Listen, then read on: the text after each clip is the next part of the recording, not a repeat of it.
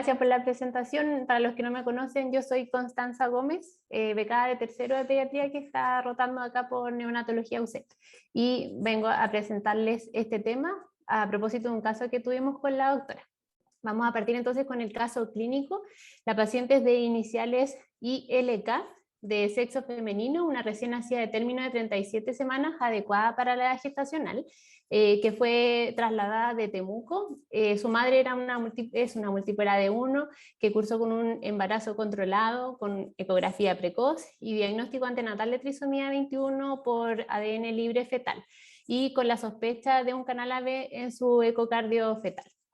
Ella nació de cesárea de urgencia por un monitoreo fetal alterado y nació en regulares condiciones generales, con abundante líquido amniótico meconial, pobre esfuerzo respiratorio que requirió aspiración y manejo con ventilación presión positiva. Finalmente se le calculó un Apgar de 6,8. Posteriormente se trasladó a la UCI neo de su hospital de base para continuar el manejo, y evolucionó con dificultad respiratoria, aumento de los requerimientos de FiO2, finalmente tuvo que manejarse intubada, y por lo que nos describen en las radiografías de allá, un estudio radiológico sin mayor congestión pulmonar. Al examen físico, una hepatomegalia, y a las radiografías de tórax sí se observaba una cardiomegalia importante, así que se realizó un ecocardiograma de urgencia donde se observó que en realidad tenía una CID perimembranosa amplia con un chant bidireccional, una CIA también con chant bidireccional y un DAP amplio que tenía un chant de derecha a izquierda.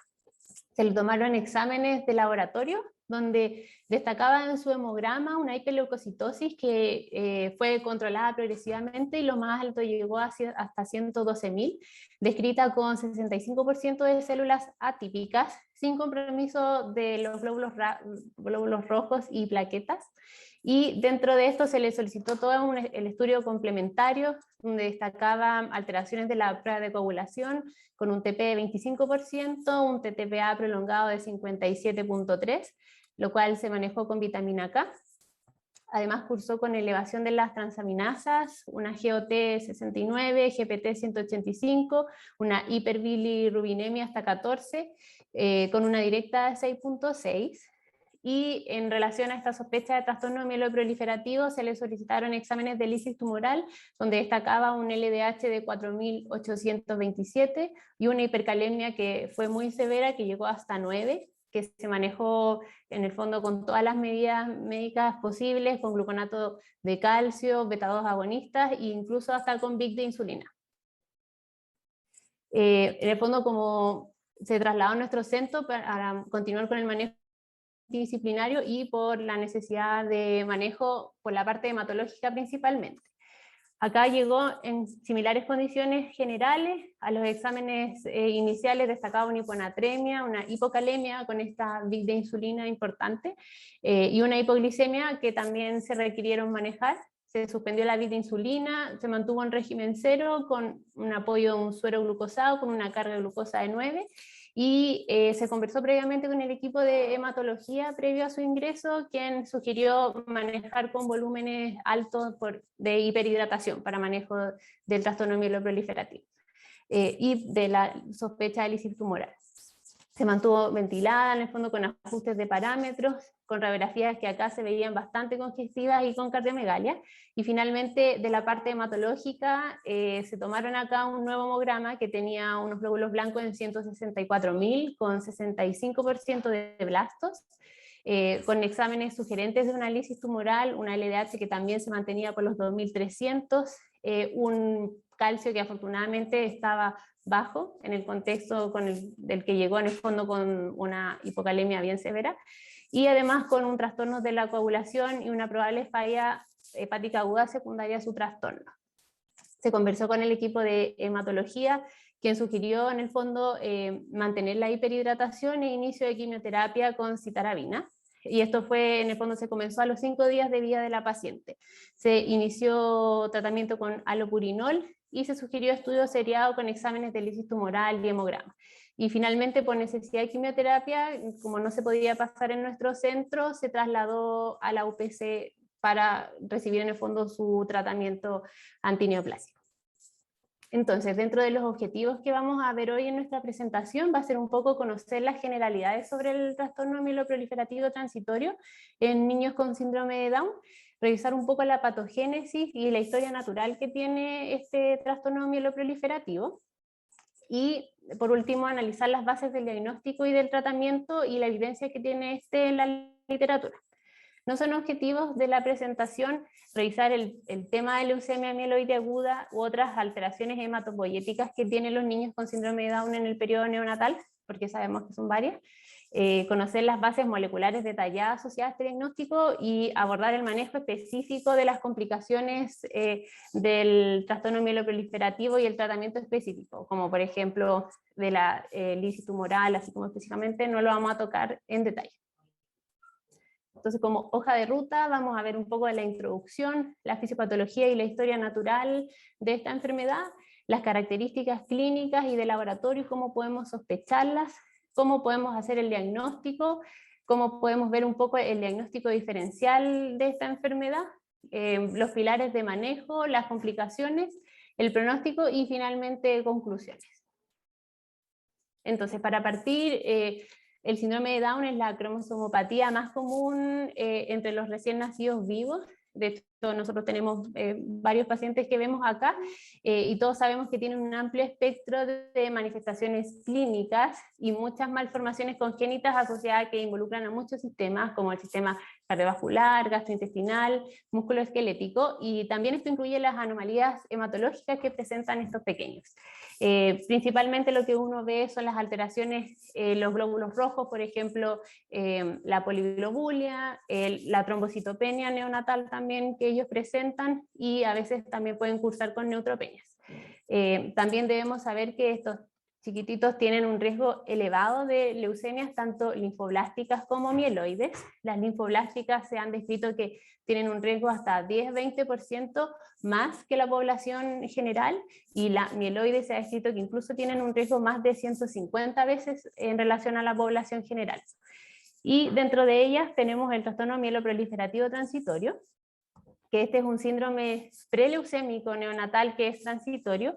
Lo que ocurre en el fondo es un aumento de las células plásticas circulantes, que en general no son de la familia eritroides, sino que son de los megacarioblastos, y estos se pueden encontrar tanto en la sangre como en otros órganos periféricos, y todo esto es secundario a mutaciones en factores de transcripción hematopoyéticos. En cuanto a la epidemiología, uno lo puede encontrar hasta en un 10-15% de los recién nacidos con síndrome de Down. Sí se ha descrito una probable subestimación, dado que, por ejemplo, algunos niños desarrollan el trastorno mieloproliferativo en la época fetal y cuando nacen ya no se encuentran las alteraciones. Otra cosa también es que los criterios diagnósticos no están muy bien estandarizados, y también en otras partes no se hace el estudio de screening, en el fondo toma de hemograma a todos los niños con síndrome de Down, entonces hay muchos que pasan también muy desapercibidos. De un 7 a un 16% de los casos de trastorno mieloproliferativo se presenta en pacientes que no tienen características fenotípicas de síndrome de Down, como el mosaicismo por trisomía. Y de hecho se ha descrito que algunos pacientes se sospecha la trisomía 21 por un hemograma en el fondo con elevación de blasto, que lo encontré súper interesante. Hasta un 25% pueden cursar con clínica asintomática. En el 80% de los casos no van a requerir tratamiento específico, y lo que sí es importante saber, que yo creo que el mensaje principal de la presentación es que un 20% de estos pacientes puede progresar a una leucemia mieloide aguda, que son más bien en general de tipo megacarioblásica, y esto es dentro de los primeros 4 años de vida. En relación a la mortalidad, se ha escrito una mortalidad precoz hasta en un 20% de los casos. En relación a la fisiopatología, es importante saber que esto es un proceso súper complejo que incluye varios pasos, pero que en el fondo culmina en la circulación transitoria de blastos, de linaje en el fondo megacariocítico. Y se ha descrito un modelo de 3 pasos a seguir en el fondo para entender un poco la evolución del trastorno mieloproliferativo a la leucemia mieloide. El primer paso que nosotros vemos es el proceso anormal de la hematopoiesis fetal en los pacientes con trisomía 21. Se ha visto en estos pacientes que tienen un incremento y una mayor proliferación de las células madres hematopoyéticas y de las células progenitoras megacariocíticas y de la línea eritroide, que son los MET. Y esto sucede principalmente en la hematopoiesis fetal que ocurre en el hígado de los fetos. Entonces, esto se ha visto que se genera una alteración, o sea, una hiperproliferación de estas células, pero a pesar de que hay muchas células, en los niños con síndrome de Down se ha visto que hay una generación como disfuncional, o sea, las células que se generan no sirven mucho, son disfuncionales. Y esto se ha asociado directamente con el síndrome de Down per se. O sea, estas alteraciones son la base en el fondo del trastorno mieloproliferativo y que ocurren exclusivamente en el niño con trisomía 21. De hecho, se han descrito que hay genes específicos en el cromosoma 21 que están asociados como a un fenotipo hematológico característico del niño con trisomía 21. Entonces, ¿qué es lo que se ha visto? Que tenemos esta disrupción del proceso hematopoyético, y a esto se le suma lo que es la mutación del GATA1. El GATA1 el GATA1 es un gen que actúa como un regulador de la diferenciación de los megacariocitos y eritroides, y aquí se genera una mutación adquirida, que esta la tienen de un 25 a un 30% de los pacientes con síndrome de Down. Y lo que pasa aquí es que este gen se altera y genera una proteína truncada, y eso repercute finalmente en una diferenciación alterada y una proliferación descontrolada, y es por eso que empiezan a aparecer estos blastos. Entonces, lo que se ha visto también de los estudios genéticos es que esta mutación de GATA1 está presente en todos los pacientes que tienen trastorno mieloproliferativo. Entonces, es una mutación que es necesaria para desarrollar el trastorno mielotransitorio. Y se han descrito que hay distintos tipos de mutaciones. En general, a mayor carga de mutación, es mayor la probabilidad de desarrollar un TAM clínico, pero lo que sí se ha visto es que no hay un tipo de mutación que se asocie a un mayor riesgo de progresión a leucemia.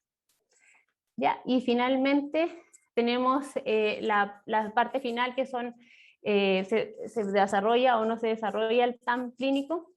A lo largo del tiempo el TAM en el fondo puede generarse una extinción de estos clones, y ahí si hay una extinción completa no se genera este desarrollo de leucemia mieloide, pero hay algunos casos donde se generan eventos genéticos adicionales que se pueden presentar con una frecuencia hasta el 50%, que esto puede llevar a mayor expansión clonal de los blastos, y que esto finalmente repercute en una leucemia mieloide aguda, y todo esto es un proceso que dura mucho tiempo. Y en general los pacientes desarrollan leucemia mieloide dentro de los 4 primeros años de vida. Entonces, en cuanto a las características clínicas, hay un muy amplio espectro clínico de esta enfermedad. Como les había dicho, hasta un 25% de los pacientes pueden ser asintomáticos, siendo la presencia de blastos un hallazgo totalmente incidental en el laboratorio, versus el otro contraste en el fondo, que está la enfermedad grave y diseminada con falla orgánica múltiple, y esto puede suceder entre un 10 a 20% de los casos.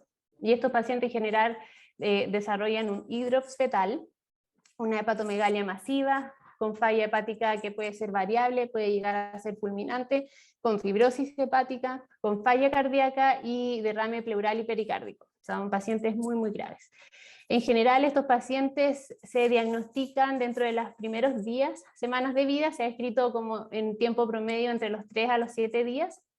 Dentro de la etapa fetal uno puede encontrarlo posterior al segundo trimestre, y característicamente se puede ver el hidrops fetal hasta un 16% de los casos. Y dentro de estos dos contrastes tenemos las características clínicas de los pacientes, que en general lo más frecuente es la hepatomegalia, que la verdad es que esta es bien específica para el trastorno mieloproliferativo. Si uno la compara, por ejemplo, con otros pacientes que no tienen las mutaciones o que tienen un trastorno mieloproliferativo silente. Después más adelante les voy a explicar qué es lo silente, por si acaso. También pueden cursar con hepatoesplenomegalia, con lesiones cutáneas, que pueden ser pápulas, vesículas, pústulas, y que esto en el fondo es un reflejo de la infiltración de los blastos a nivel celular. No sé si me escuchan bien. Sí, perfecto. ¿Aló? Sí, se escucha súper. Se ve y escucha perfecto. Ah, perfecto, ya, se me configuró aquí un poquito. Ahí, ya. También desarrollan, como había dicho previamente, el derrame pericárdico y pleural, que en general no es tan frecuente, pero está más relacionado con una enfermedad grave, y también pueden desarrollar ictericia, si bien está muy frecuentemente encontrada en los pacientes con trastorno mieloproliferativo, no es tan específica, porque también los niños con síndrome de Down sin un trastorno mieloproliferativo pueden presentarla. En relación a las alteraciones hematológicas, lo más frecuente y lo más característico son los blastos, que en general son megacardioblastos, que se pueden encontrar en sangre periférica y también en médula ósea, aunque en la médula ósea es mucho menos común que uno los encuentre, dado que en el fondo al encontrarlos en la sangre periférica, eso nos habla de que el proceso se estaba viviendo no en la médula ósea, que es donde se lleva a cabo la hematopoiesis post-nacimiento. También está la leucocitosis, que se presenta ante un 30-50% de los casos, con una hiperleucocitosis mayor a 100.000, que se puede encontrar hasta en un 30% de los pacientes. Alteraciones plaquetarias puede ser variable, o sea, pueden tener plaquetas normales, altas o bajas. Lo más común es que tenga trombocitopenia, pero ojo que tampoco es muy específico de trastorno mieloproliferativo, porque sabemos que los niños con síndrome de Down también tienen trombocitopenia. Y la anemia, pero que es mucho menos común, menos frecuente que las otras alteraciones. En relación a la alteración de la coagulación, podemos ver cualquier trastorno de la coagulación hasta en un 25% de los pacientes, y el desarrollo de coagulación intravascular diseminada menos de un 10%, y esta sí está asociada a una falla hepática severa y también se considera como un factor de riesgo de mortalidad. En relación a las alteraciones hepáticas, la hiperbilirubinemia habitualmente es de predominio directo, asociada en el fondo a la disfunción hepática, y está, como habíamos dicho, está presente muy frecuentemente, pero tampoco es muy específica. La elevación de las transaminasas, que también está frecuente de un 25 a un 40% de los pacientes, y la disfunción hepática, que puede ser variable, hasta un 17% cursa con una falla hepática fulminante, en el fondo con diátesis hemorrágica, ascitis, elevación de las transaminasas, hiperbilirubinemia severa, y un bajo porcentaje de los pacientes puede desarrollar fibrosis hepática, pero es una complicación que tiene muy mal pronóstico. El único componente en el fondo de todas estas características que vimos, que es específico para el trastorno mieloproliferativo, es la presencia de blastos circulantes en un alto porcentaje, y la presencia de la mutación de GATA1.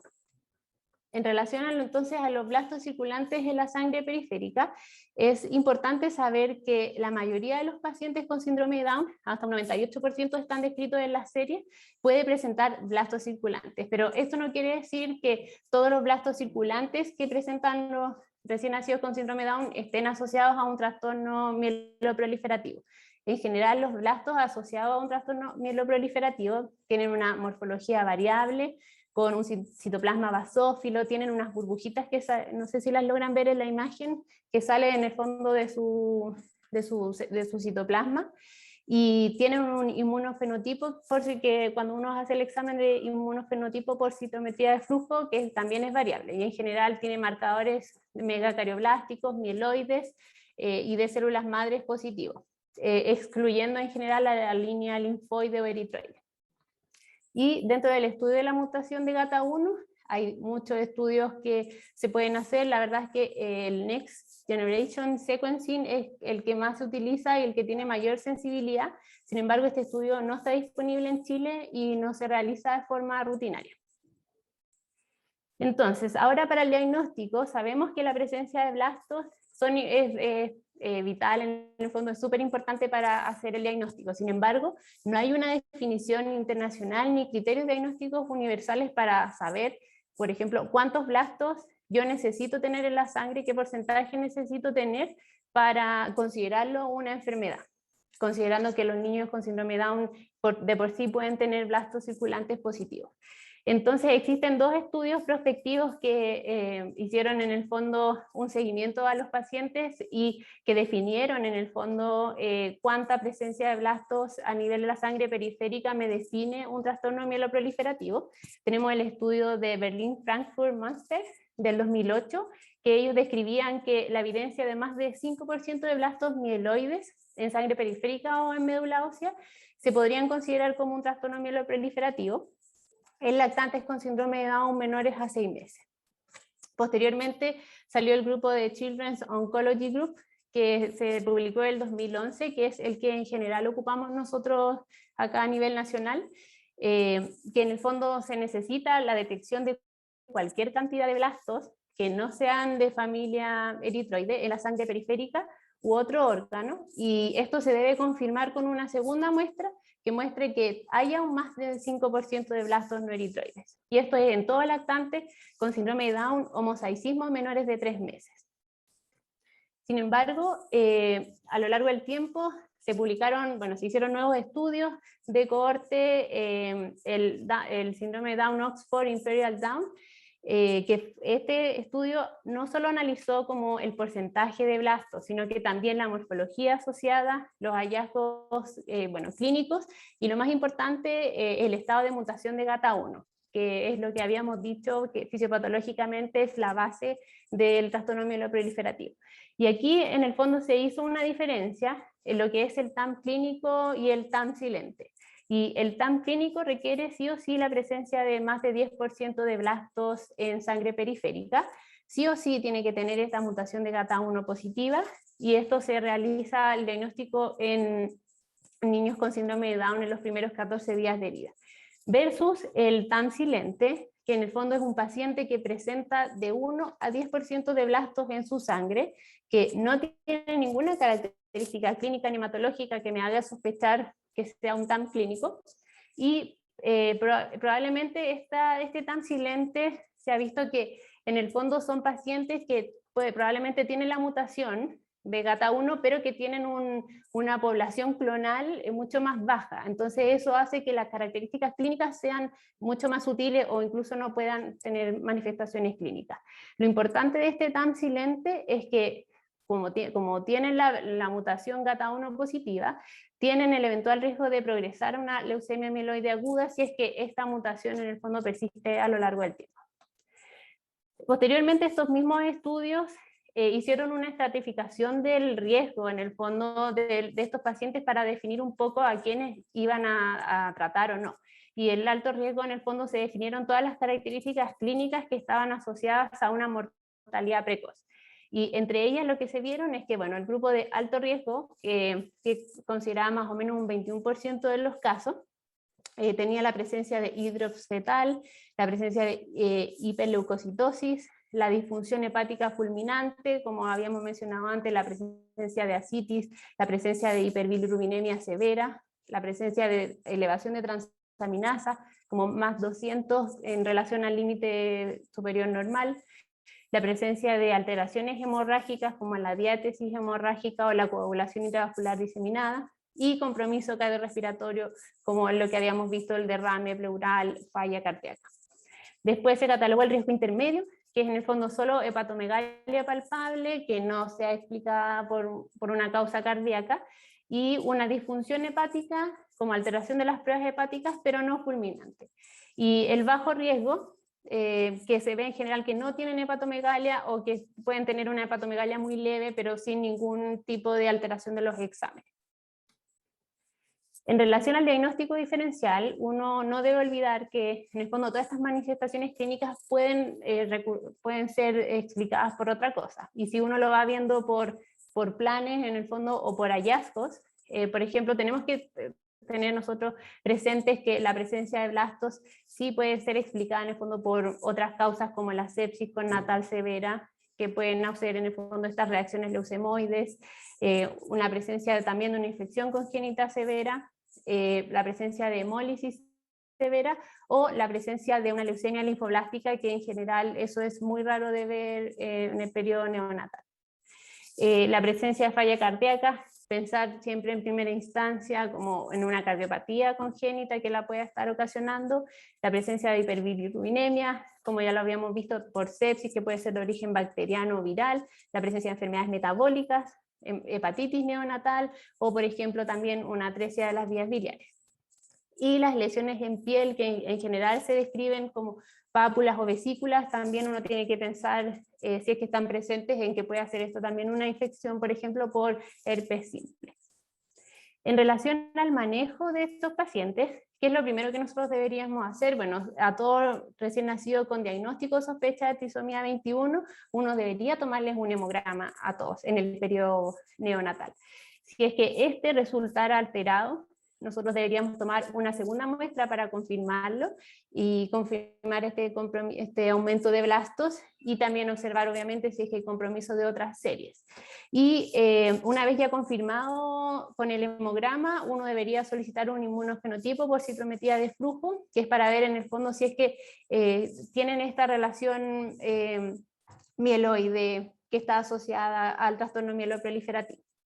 Uno, además de ello, debería solicitar en el fondo pruebas hepáticas, función renal y electrolitos, para ir viendo en el fondo todas las complicaciones que se pueden asociar a este síndrome y ir descartando o confirmando las complicaciones secundarias.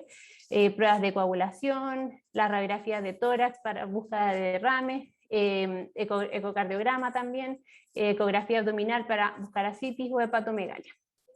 Y en relación al manejo propiamente tal, la mayoría de los pacientes con trastorno mieloproliferativo, más del 80% resuelve de forma espontánea. No es necesidad de dar ningún tipo de tratamiento, por ejemplo, con quimioterapia. De hecho, se ha descrito una resolución espontánea que más o menos a los 3 meses post nacimiento, o incluso algunas, como había mencionado previamente, antes del nacimiento. Lo primero que se resuelve en general son los blastos, estamos hablando como espontáneo, que tiene una duración promedio entre 33 y 36 días según lo descrito en las series. Y en general, todos los signos de trastorno mieloproliferativo entre 45 y 49 días, aunque también este número va a depender mucho de qué tanta severidad en el fondo tuvo el paciente, como alteración de exámenes o del examen físico. Pero eso es más o menos el promedio. Entonces, cuando uno decide tratar a estos pacientes, siempre que cumplan los factores de riesgo de muerte precoz, que son los que habíamos mencionado, los de alto riesgo, ya que el riesgo de muerte precoz en este tipo de pacientes puede subir hasta un 20%. Entonces, la presencia de hidrops, de hiperleucocitosis, de disfunción hepática fulminante, de compromiso cardiorrespiratorio con derrame pleural o pericárdico, o alteraciones severas de la coagulación, tienen indicación de quimioterapia. Y el agente más comúnmente utilizado, y la verdad es que por lo que vi yo, el único, es la citarabina. Y la citarabina es un fármaco antineoplásico que es análogo de la pirimidina, que inhibe la síntesis de ADN, y en general se utilizan dosis bastante bajas en relación a lo que se usan en otras patologías oncológicas. La dosis como más actualizada, descrita, y la que se usa, por ejemplo, acá en la Católica, es la escrita en el grupo de Children's Oncology Group del 2011, que se publicó una dosis de infusión continua de 3.33 miligramos por kilo día por 7 días. Y la verdad es que esto demostró una tasa de sobrevida del 51%, que uno dice, bueno, no es tanto, pero hay que considerar que estos pacientes que tienen indicación de tratamiento evolucionaron bastante grave, con una alta toxicidad asociada a la quimioterapia, o sea, tiene un porcentaje muy alto de mielosupresión, un 96%, y también una toxicidad hepática, que eso también puede repercutir en que no hayan tenido tan buena tasa de sobrevida. Este es un estudio que se publicó en 2018, que un estudio multicéntrico, no aleatorizado y con un grupo control histórico, que lo que quiso evaluar fue efectivamente el impacto de la citarabina tanto en la sobrevida como en la prevención de leucemia mieloide en pacientes con trastorno mieloproliferativo. Y aquí lo que se incluyó en pacientes con trastorno mieloproliferativo sintomático, que ya sea leucocitosis, ascitis, falla hepática, hidrosfetal, o también la presencia de enfermedad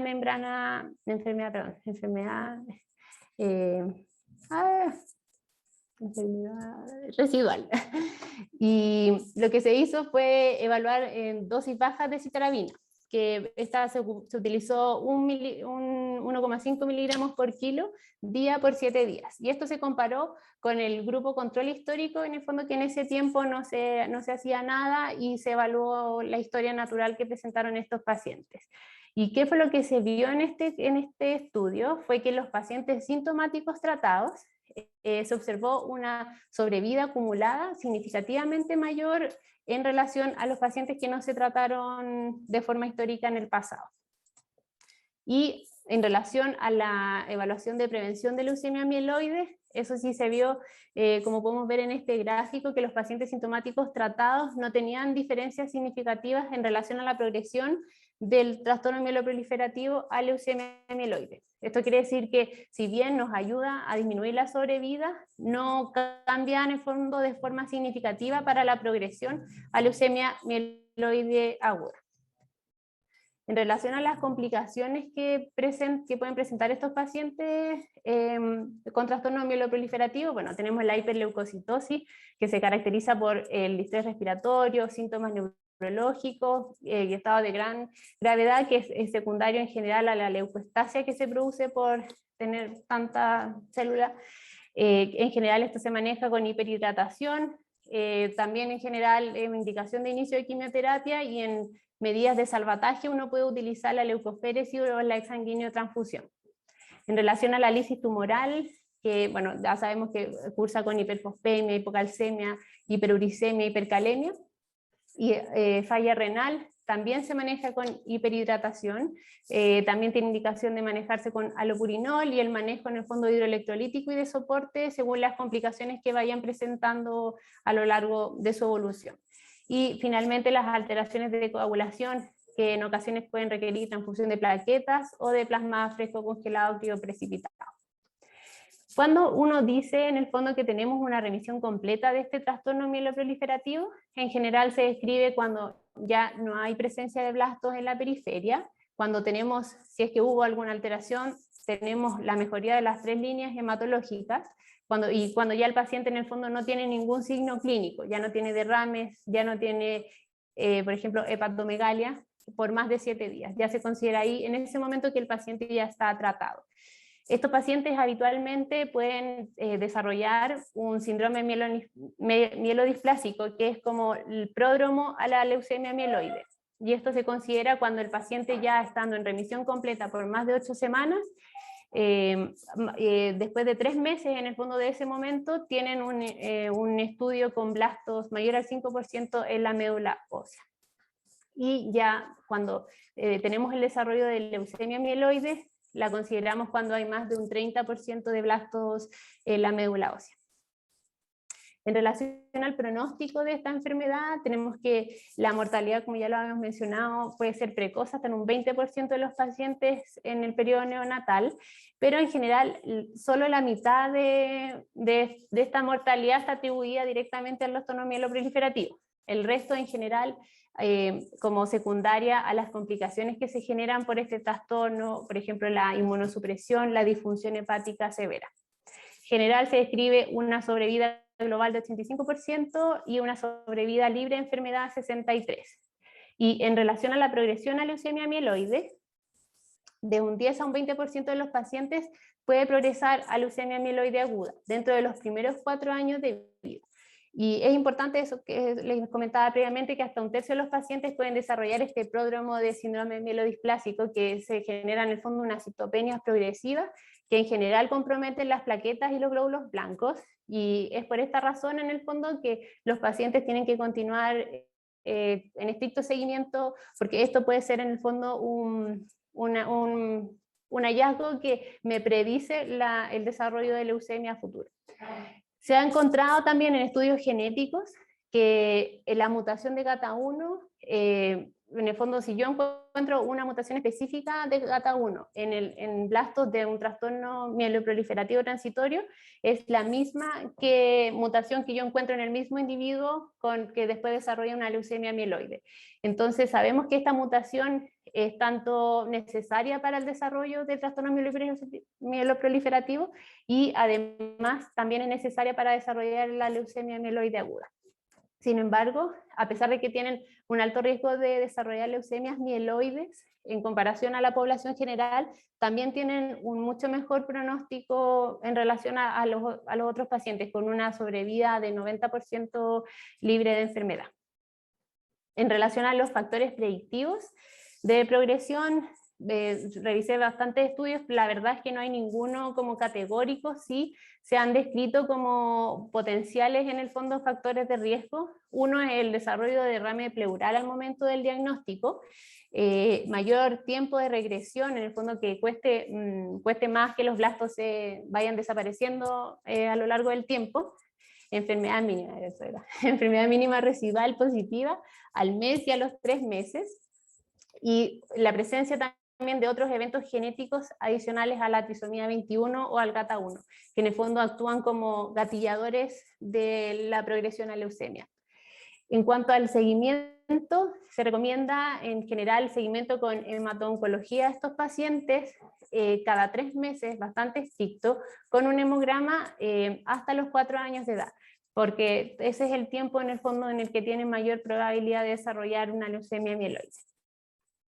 Continuando con el caso clínico, entonces rescatamos el inmunofenotipo por citometría de flujo que se realizó en esta paciente, y acá podemos ver que tiene altos marcadores positivos para leucemia mieloide, y de hecho la conclusión final es que, considerando el contexto de paciente, se confirma la enfermedad mieloproliferativa transitoria. La paciente, bueno, en la UCI evolucionó en muy malas condiciones generales, grave, apoyada con drogas vasoactivas, epinefrina, norepinefrina, intubada, con signos de hipertensión pulmonar sistémica. De hecho, la vieron en tan malas condiciones generales que se pancultivó y se inició tratamiento antibiótico. Y durante su evolución, los primeros días que estuvo ahí arriba, con signos de hipoperfusión cerebral, tuvo una caída del NIR cerebral importante, se le hizo un electroencefalograma que tenía una ocasional actividad epileptiforme interictal, por lo que se carga con anticonvulsivantes, y ya se inició la quimioterapia el 14 de julio, y a las 48 horas seguíamos con blancos elevados en 112.800, con 51% de blastos.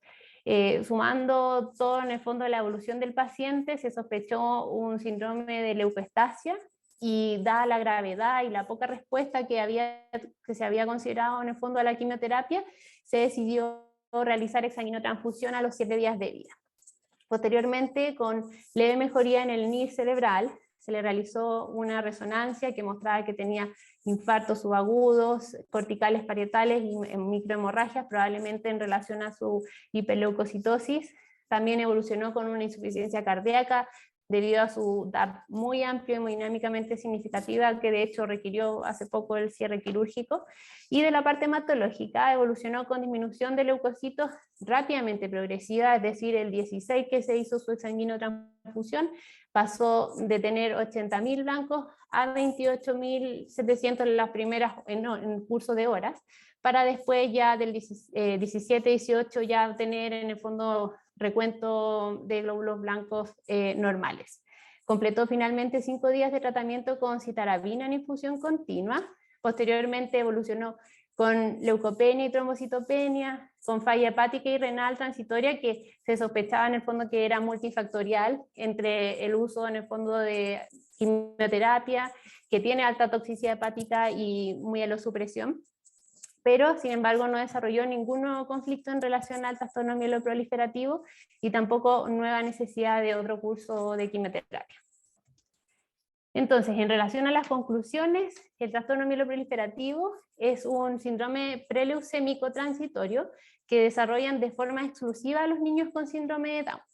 Y si bien no existe un consenso en relación a los criterios diagnósticos, uno debe tener un muy bajo umbral de sospecha ante la aparición de signos o síntomas que nos puedan orientar a esta patología, dado el potencial riesgo que tiene de progresar a leucemia a lo largo de su vida. El inicio de quimioterapia en general está indicado en los pacientes que cursan con un alto riesgo de mortalidad, y como les decía también previamente, tras la remisión se debe mantener este control estricto y seriado por el riesgo de desarrollar leucemia mieloide. Eso. Muchas gracias, Connie. Muy completa tu revisión. Yo tenía una duda. Este paciente igual se tardó un poco mientras que se trasladó y todo en hacer cada proceso, cada terapia. Pero ¿cuáles serían los tiempos ideales para uno definir, voy a hacer la terapia inicial del lisis tumoral durante tanto tiempo y si no hay respuesta citidina y si no le hago la exsanguinotransfusión o no necesariamente tiene que ser en ese orden? Porque supe que este niño igual tiene tu compromiso del sistema nervioso central secundario, todo lo que pasó. Sí, bueno, por lo que conversábamos con el equipo de hematología, en realidad la indicación de quimioterapia no es por un tema de tiempo, sino que más bien por los síntomas que desarrolló. Ella igual tenía en el fondo factores de riesgo de alta mortalidad, entonces sí o sí tenía indicación de la quimioterapia y eso está muy bien. Lo que sí, bueno, conversábamos de hecho que uno tiene que darle tiempo en el fondo, tiempo de tratamiento a la quimioterapia. El paciente sí evolucionó súper grave, con signos de leucoestasia, y en ese contexto se decidió hacer la exsanguinotransfusión, un poco como de salvataje ante la gravedad del paciente. Pero en general, el tratamiento que se describe como plan de manejo del trastorno mieloproliferativo es solo con quimioterapia. La exsanguinotransfusión en general no es un plan de manejo del trastorno mieloproliferativo per se, sino que es más bien por la leucoestasia que genera la hiperleucocitosis. Pero no está demostrado que se utilice en el fondo como rutinariamente, que haya un esquema que se haga quimioterapia y después exsanguinotransfusión, eso no está demostrado. Solo está demostrado el uso de quimioterapia. Muchas gracias, Connie. El doctor Catán tiene una pregunta.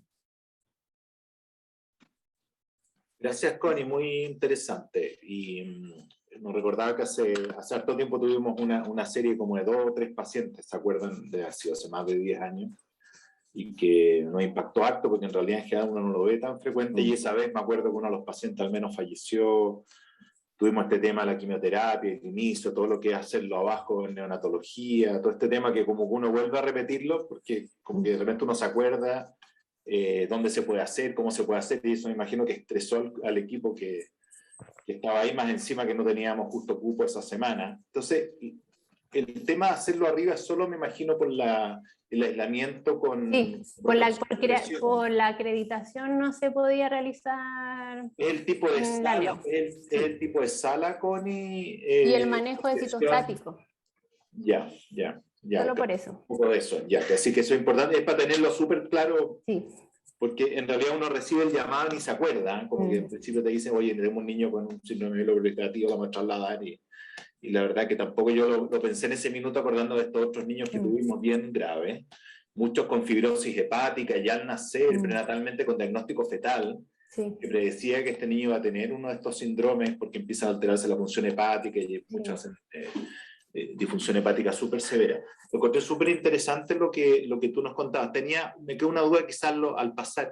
Esto de GATA, de la mutación de este factor de transcripción del gen, que se asocia a un montón de otras cosas, porque uno lo ve en varios lugares, a veces incluso asociado a FOG, que justamente a veces yo les cuento que es la sigla que indica Friend of GATA, que realmente van unidos, pero tú decías al final que eso es predictor de que vaya a transformarse también de mal pronóstico y una leucemia, pero por otro lado te entendí como que todos podían tenerlo de alguna manera al inicio.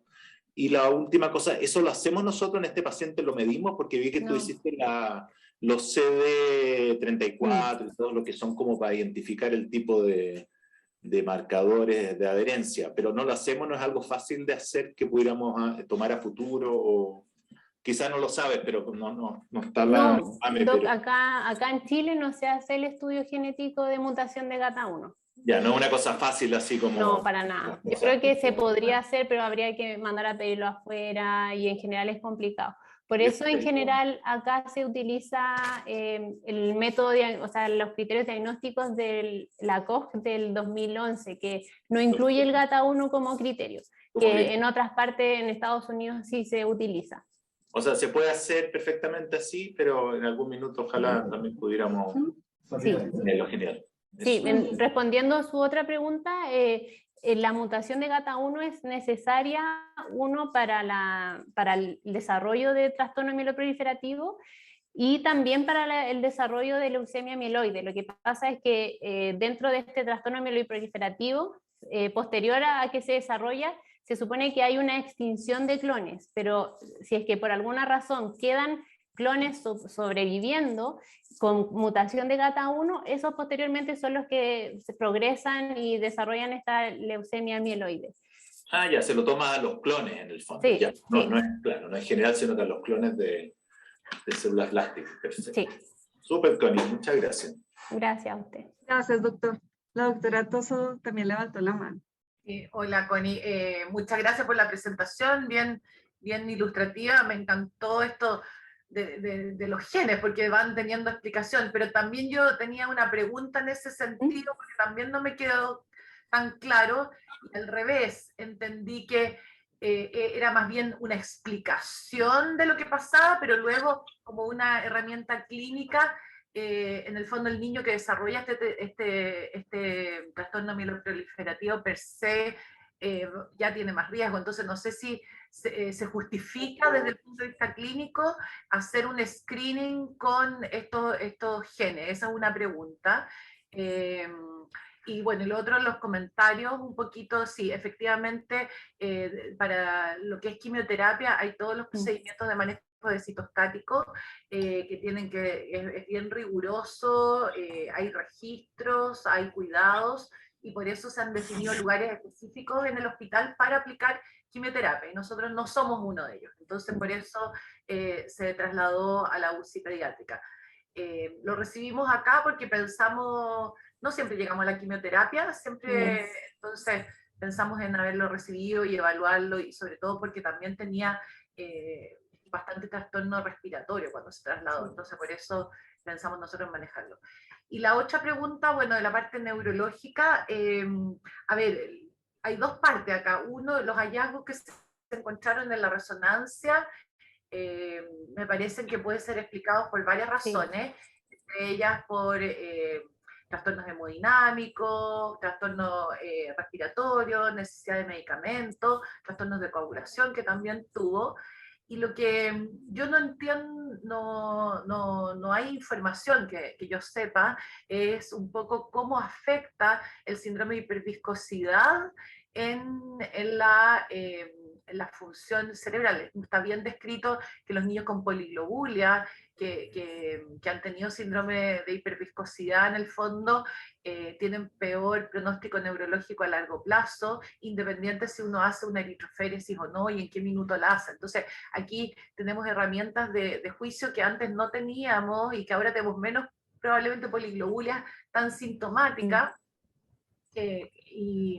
Y en el fondo, yo no sé ahí cuál es el punto de corte para decidir hacer una terapia por el síndrome de hiperviscosidad, como se hizo, y qué efecto tiene esa terapia sobre el cerebro, porque parto y las hemorragias probablemente las podemos explicar también por otras cosas, por los vaivenes que tuvo el trastorno de coagulación. Entonces, yo no sé si tú leíste algo de eso, porque yo no tengo información y no sé cómo eso, excepto por el NIRS, que yo creo que el NIRS es una muy buena herramienta. De hecho, cuando se hizo la eritroféresis, o sea, el recambio, yo lo primero que pregunté era cómo había evolucionado el NIRS. El NIRS evolucionó, subió 5 puntos, máximo 10 puntos después del procedimiento. Estaba bien bajo, estaba en los 20% y subió a 25, 30%, no más que eso. Eso. Entonces, la pregunta que te volví a preguntar un poco de los genes del GATA, de si es clínicamente necesario y si sabes algo más de cerebro, síndrome de hiperviscosidad. Mire, en relación al tema de las mutaciones, o sea, de las mutaciones por GATA1, en general, bueno, en Estados Unidos ahora sí se hace el estudio genético, más bien por un tema para evaluar el riesgo a largo plazo de progresión a leucemia, pero clínicamente, a pesar de que uno no hace el diagnóstico como consistente, porque, por ejemplo, puede pasar que uno tenga un paciente con blastos en un porcentaje no significativo, por ejemplo, menos de 5% o menos de 10%, ahí depende un poco del punto de corte que uno quiera usar, pero si uno tiene blastos en un porcentaje bajo, uno no tiene cómo saber si esos blastos están o no asociados a una mutación de GATA1, entonces no sabe el riesgo que tiene de evolucionar a leucemia. Entonces, por eso, en ese sentido, es necesario como, conocer la mutación, conocer si es que tiene la mutación, porque si no tiene la mutación uno se queda tranquilo y piensa que en el fondo son los blastos que aparecen en el periodo postnatal por la migración del lugar de la hematopoiesis solamente. Entonces, por eso es importante, pero clínicamente en realidad no debería importar mucho, porque sí o sí, en el fondo los niños con síndrome de Down deberían tener un control estricto con hemogramas seriados. Entonces, si bien uno no sabe en el fondo si es que este porcentaje bajito de blastos que tuvo fue o no un trastorno mieloproliferativo, a la larga no importa, porque si uno le hace los exámenes seriados, en el fondo en algún momento va a encontrar de forma precoz los trastornos que predicen y que muestran que el niño está desarrollando una leucemia. No sé si me entiendo. Y de la parte de la leucoestasia, la verdad es que no era como motivo en general de la presentación, pero yo por lo que estuve buscando, en el fondo sí está asociado como a muchos síntomas neurológicos. Y fue en el fondo por toda la gravedad que cursó esta paciente, en el fondo se sospechó que pudiese ser todo explicado por esta leucoestasia.